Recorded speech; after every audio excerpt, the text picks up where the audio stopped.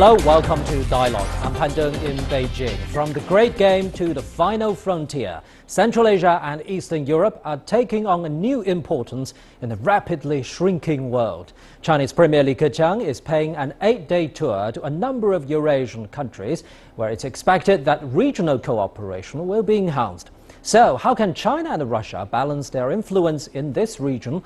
Can Central and Eastern Europe be the bridge that unites China, Russia and EU?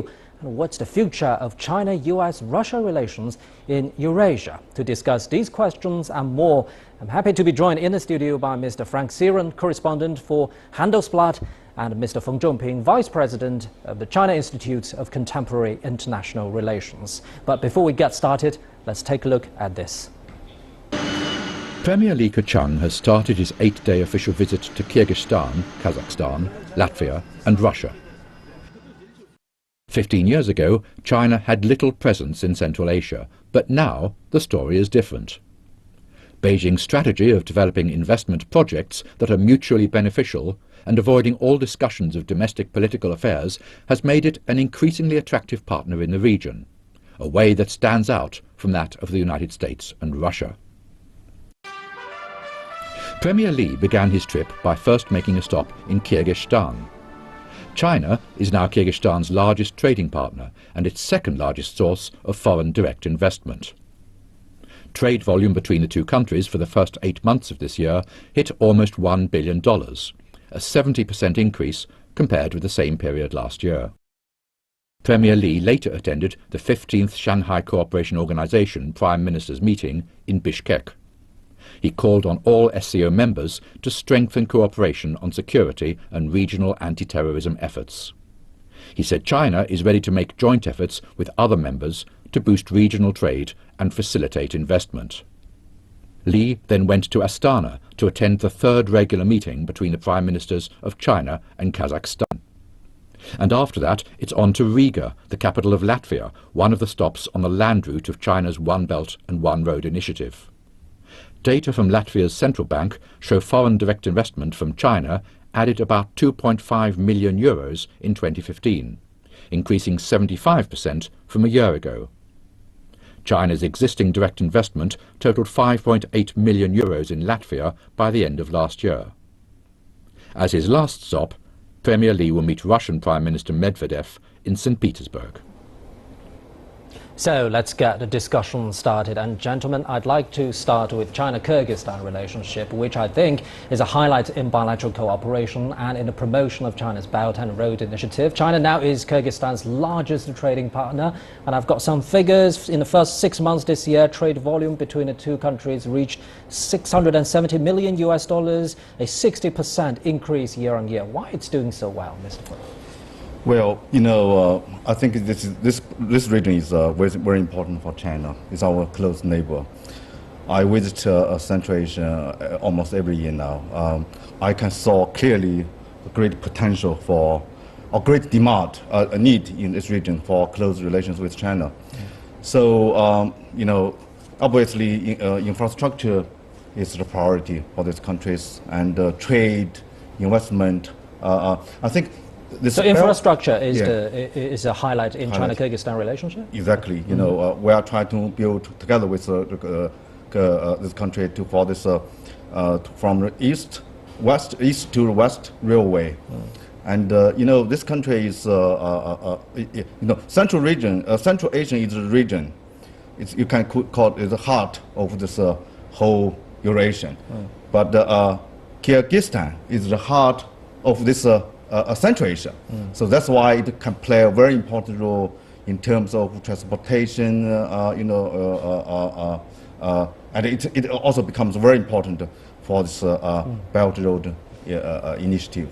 So when we talk about any kind of investment, risk management is of great importance, especially when you invest billions of dollars overseas. And this August, a terror attack happened in the Chinese embassy in Bishkek, capital of Kyrgyzstan. So Frank, how do you see the experience in dealing with security challenges overseas like this? It's very important to deal with these challenges, but it's even more important to overcome them. And I think one very important step is to build up the infrastructure, to build up the economy, to make these countries more stable. And from a European perspective, these countries are really far away. We don't know a lot about China, but we know even less about those Central Asian countries. And I think it's quite important. But what about that the we are going to general change practice in dealing with risk management overseas when you invest overseas? The general practice is that these countries are, from a European point of view, they have the image of being very risky countries in investment, not only because of security, but also because of a weak government, because of a lot of corruption and all the other kinds of things.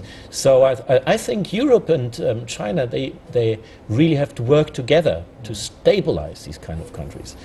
But there's still a lot to do. Until now, I have the impression China is doing it more or less on its own. And I think there needs to be more effort to get European countries and the European Union into the boat.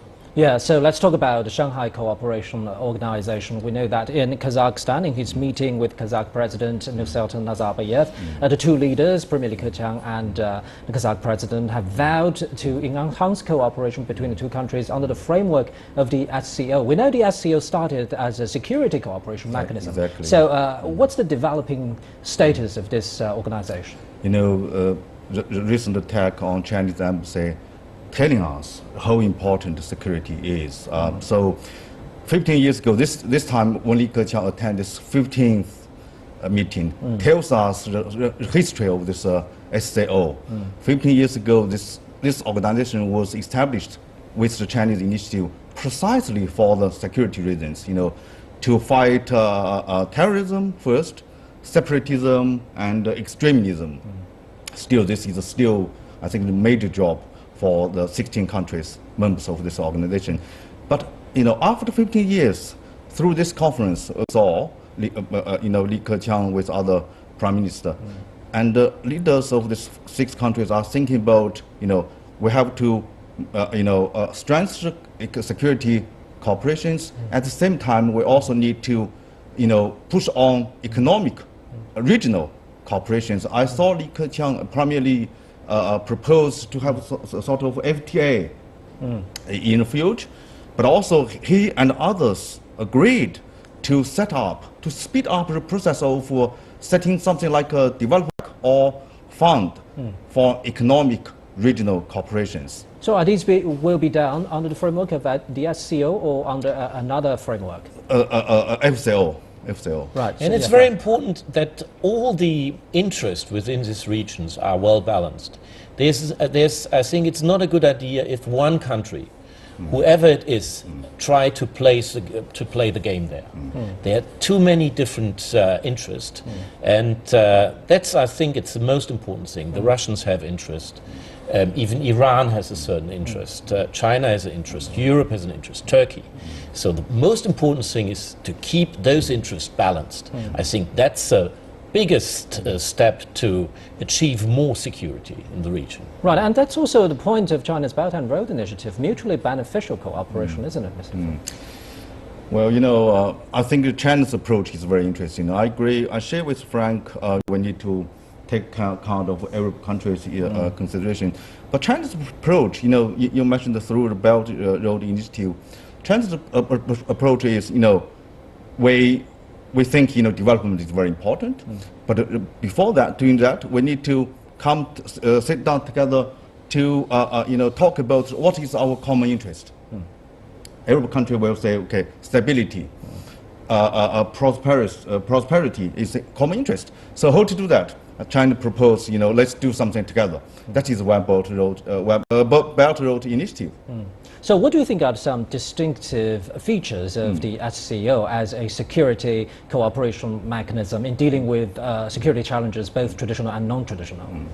I think this will continue to be the very important pillar, because Frank has mentioned this is still, you know, security a not stable region, but at the same time, I think more and more countries, for long-term point of view, you know, to solve security issues, you need to have a really regional development. At the moment, I think, you know, more and more countries understand, you know, we need to have a regional economic cooperations. You know, the countries in the region would like to work with Russia, work with China, work with Europe, but among themselves, you know, economic development, regional cooperation is still very much weak. So this SCO should work, strengthen that link.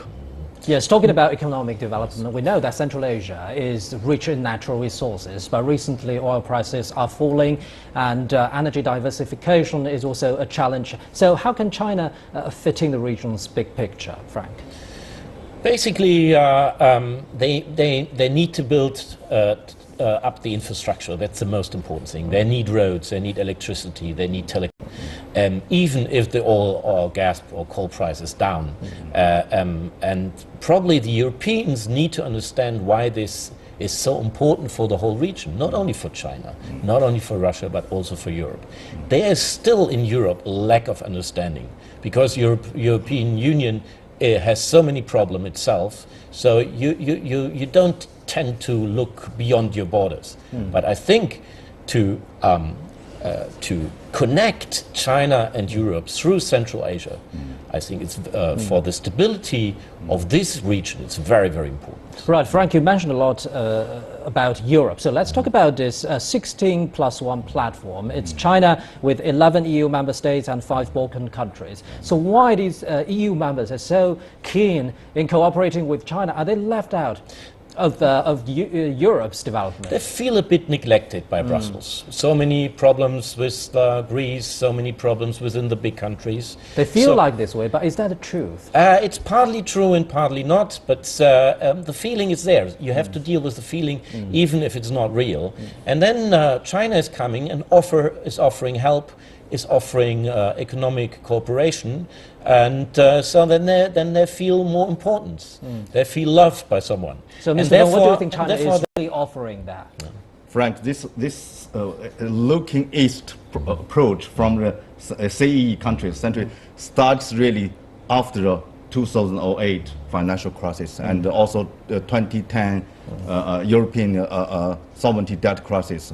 You know, these countries had a very clear objective after the end of the Cold War, return to Europe. You know, they joined the European Union, they joined the NATO. After the 2008 global financial crisis, these countries they couldn't really depend on the Western European countries because the Western European countries, Frank mentioned, they had so many problems now, refugee crisis, terrorism, and then they have to share the burden even with their own economy is in bad shape. Exactly. So these countries now started to think, look at China. And this 16+1 cooperation framework was established in 2012. This tells you, exactly China could help them. That's why, at the very beginning, Brussels was very skeptical. But there's one problem. If China is helping too much, it's weakening Europe. It's weakening a strong Europe. But that won't be China's problem. It is China's problem because China wants and needs a strong Europe to balance to other big powers like America. So it's a very delicate a way of give and take. There is a misunderstanding, in Europe, especially in Brussels, in the European Union, about close cooperations with between China and the CEE countries. Although we have this, 16+1, China tells the European Union, Brussels, our relations with CEE is a part of China-European relations. But the Brussels bureaucracy institutions are very skeptical. But this has almost overcome. I think after 5 years, this time, Li Keqiang is attending 5th annual. So there summit. are concrete developments. Yes, I think more and more people understand this. China is not coming to so-called divide and rule, European Union. So mutually beneficial they don't and common prosperity. Again, Exactly. we'll continue this discussion. Yes. Dialogue on CCTV News. We'll be right back after this. So let's continue the discussion. Well, gentlemen, we know that Premier Li Keqiang will be meeting with Russian Prime Minister Dmitry Medvedev and President Vladimir Putin. What would be the major item on the agenda this time, Mr. Fong? I think, if you look at the Western journals, newspapers, China-Russia relations, it becomes a very hot topic. People keep on guessing, to what extent these two countries will work together. So how would you answer? You know, there are two groups, two schools of groups.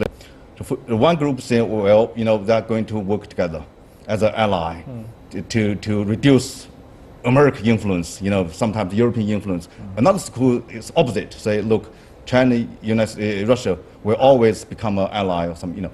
My answer is there will be, our relationship is going to be probably more, you know, more than a partnership, but less than allies.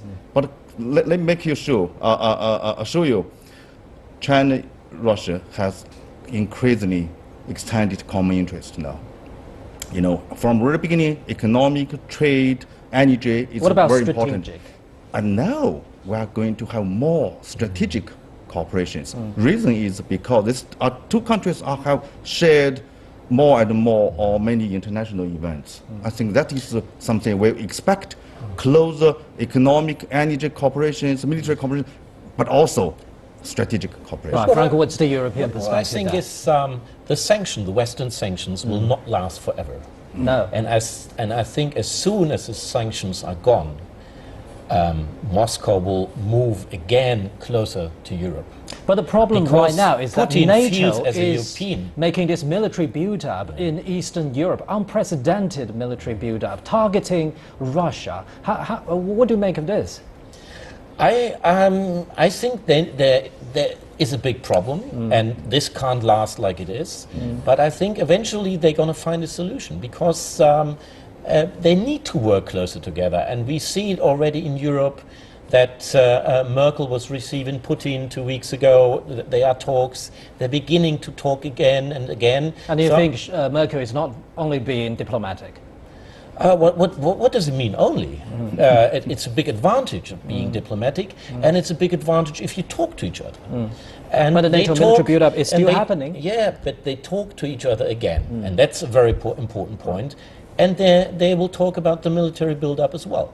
But what I wanted to say is that Putin is very much oriented towards Europe. He lived in Germany for a long time. He speaks German. And now he is, for strategic reason, also cooperating with China, and that's okay. But I wouldn't say the situation we have now is not a situation which is going to last for a long time. There will be a balance between Europe and China. Right. So, Mr. Fu, Frank, do you think Central Asia will feel the ripple effect of NATO's military build-up in Eastern Europe? You know, I think I'm a little bit pessimistic about Russia and the Western relationship. I know there are strong forces in Europe who want to, you know, improve relations with Russia. But my feeling is, you know, there are two, I call structure problems makes you know, two sides to change the relationship. One is NATO. You mentioned NATO, you know, and the United States has no intention to, you know, to get rid of NATO. They want to remain in Europe, and many countries in Europe, especially eastern part of Europe, Baltic countries, for example, Baltic, yes, and Poland, they want to, you know, make NATO strong. And this is something which, you know, split Russia. Yeah, but this is not set forever. Just wait the elections in America next week. Okay, NATO will change remain very quickly. NATO But will with remain. all these dynamics and things happening in this particular region, do you think that will put China in a very subtle situation in terms of geopolitics? Again, you know, I think China could play some kind of rules. China's approach is very important. You know, I always argue the Belt and Road Initiative or 16+1 is not just about economic cooperations. Behind this, there is a Chinese narrative for new model of international relationship. You know, China was pulled for a long time, but now China is confident to lead, to shape some kind of relationship, international relationship. So China's narrative for this new model of international relationship will gradually be felt by the world following along the Belt Road Initiative building. So what's the essence of this initiative? Mutual respect, mutual benefit you mentioned, we are not going to think old zero game mentalities. This will play some kind of role in this region. But it's at the end of the day, it's about influence. You can't avoid it. Yes, influence is. I'm not sure. It is the right words now. China's influence. China will respect other countries. Interest. For example, Russia is very have strong influence in Central Asia, but because those countries are former Soviet states, right? The soft power is there. Yeah. People still speak Russian language. And in Eastern Europe, many of them are former socialist countries. Even Eastern Europe. Yeah. So, but China should use its own advantage. But what you say, is there a competition between Russia and China about Central Asia? I think China wants to just wants to make this region developed. Become a peaceful region. That is not just in China's interest; it's in everybody's interest. Yeah, what's the mentality, general mentality for Russia? Because will Russia look at Central Asia as its own turf? I think Russia. This come back again. If Russia, if the West, if NATO still consider Russia is a threat, what do we expect Russia to do in this region? Russia will clearly wants to. What will Russia do? Russia will think, because this place is it's uninfluenced rule. That is absolutely true. Will this change the current rosy picture of economic cooperation and put a strategic or even ideological interest back on the table? I think since the same situation will getting gradually improved with China's initiative, Belt and Road Initiative, and Russia's they call Great Eurasian or Eurasian Economic Union. If China's initiative and Moscow's strategy could work together here, it will be a good news for the region. And it looks like the United States won't let itself left out in this region, because we have this C5+1 mechanism already in place, right? Kazakhstan, Turkmenistan, Tajikistan, Uzbekistan, Kyrgyzstan, all Central Asian countries, all former Soviet states, they form this mechanism with the United States. What's the US trying to gain from this mechanism? Well, they want influence as well. It's very simple at the end of the day. They want to keep... But influence is kind of intangible, and it's kind of last stage thing. But right now, is the United States trying to make those countries take sides? No, basically they want to be their stake in the game. And they want to keep their stake in the game, because I What's think their play? I mean, China offers them investment, infrastructure, economic development, technology. What's the US play there? The problem is right now the United States are selling more security than they're giving investment, because they don't have so much money anymore. And it's a choice of these countries if they need security or if they need economic development or if they want to have both.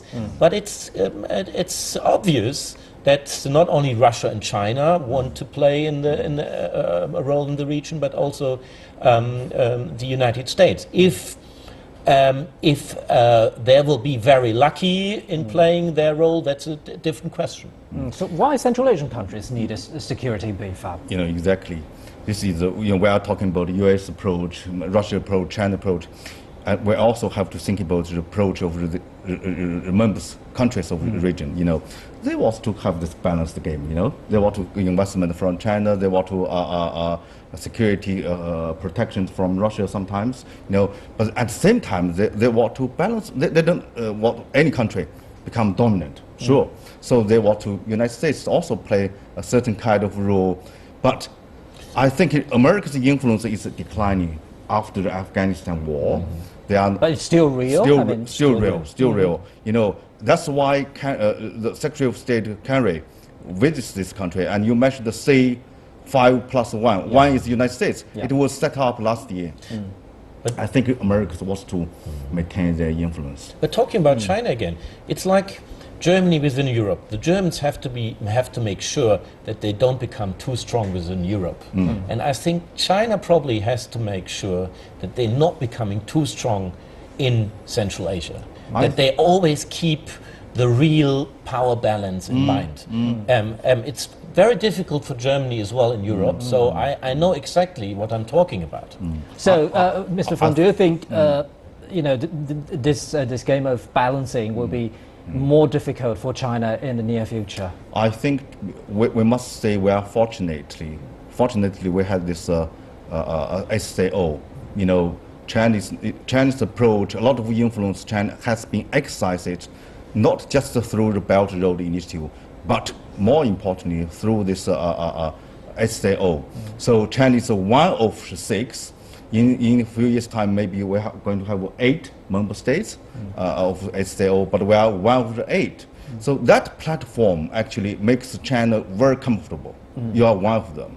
And that will make other countries, especially these regional countries like Kyrgyzstan, Kazakhstan, they feel they are one of the equal members of this club. Yeah. So, Frank, do you think the European Union will catch up in this game of balancing to more tangible benefits to those Eastern European countries? I would like to see it, but right now I see lots of problems within Europe, and with UK leaving, with Greece, with France having election next year, Germany having election next year. So I don't see any big initiative in the near future, but I would very welcome it. So the cooperation between those countries and China will continue in the near future. Thank you very much, gentlemen. And that's it for this edition of Dialogue on CCTV News. I'm Pan Zheng in Beijing. Bye-bye.